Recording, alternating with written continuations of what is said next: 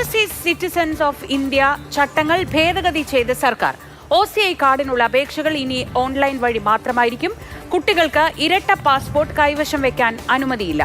P Basant വിവരങ്ങളുമായി. ബസന്ത്, എങ്ങനെയൊക്കെയാണ് ഈ പരിഷ്കാരങ്ങൾ ബാധിക്കുക? എന്തൊക്കെയാണ് പരിഷ്കാരങ്ങൾ? OCI ചട്ടങ്ങൾ ഇപ്പോൾ പൂർണ്ണമായും ഡിജിറ്റലൈസ് ചെയ്തിരിക്കുകയാണ്. ബയോമെട്രിക് ആയിട്ടുള്ള എല്ലാ രേഖകളും ശേഖരിച്ചാൽ മാത്രമേ ഇമിഗ്രേഷൻ സാധ്യമാകുകയുള്ളൂ എന്നുള്ളതാണ് പുതിയതായി വന്നിരിക്കുന്ന ഒരു ചട്ടങ്ങളിലെ ഭേദഗതി. പുതിയ പാസ്പോർട്ട് ലഭിക്കുന്ന മുറയ്ക്ക് OCI കാർഡ് ഉടമകളെല്ലാവരും ഞങ്ങളുടെ വിവരങ്ങൾ അപ്ഡേറ്റ് ചെയ്യണം എന്നുള്ളൊരു നിർദ്ദേശം വന്നിട്ടുണ്ട്.